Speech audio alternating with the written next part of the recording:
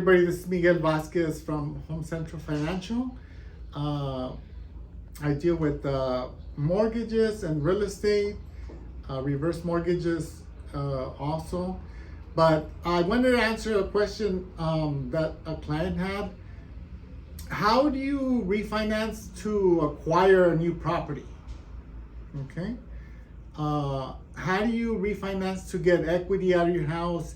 How do you refinance to cash out of your house so that you can go and purchase a second property? And the process is pretty simple. We look at your income, we look at your taxes, all your paperwork, and then based on that and based on the equity that you have on your current house, we can tell you, okay, yes, it's possible if we pull out X amount of money from your current home and use that money that you pulled out, the cash out, the equity from your current home to put as a down payment for the second purchase. So one thing that's going to factor in for that second purchase is whether that second purchase is going to be your primary residence.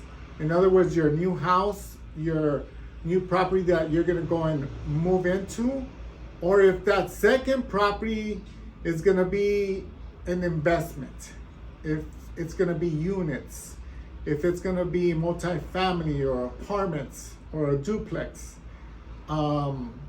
Typically, if it's, typically if you buy a primary residence, the down payment is less. And if you're gonna buy that new property and it's gonna be a rental and investment, then the down payment's gonna be higher, okay?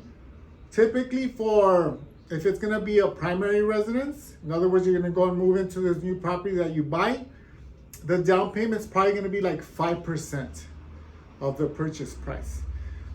But if that new property that you're gonna go buy is gonna be an investment or a rental, the down payment is going to be somewhere between 15, 20, 25% down.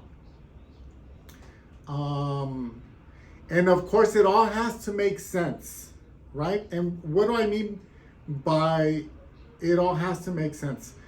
What I mean by it has to make sense is like, okay, if that new property that you're gonna buy is the down payment in the new payment for that new property is going to be offset by the rent that you're going to be collecting from renting it out, okay, if it's going to be an investment, or if it's going to make sense, if that new property that you're going to buy, that you're going to go move into, if it's going to be your primary residence, if that's going to make sense, how much your current home that you're currently living in, that you're going to move out of to move into a new one, if that current home, how much can we rent that one out for? And if that's going to cover the payment, okay? So it's fairly easy doing a cash out refinance, putting equity out, borrowing money from your current home to buy a second property, whether it's a primary residence or an investment. It's pretty simple.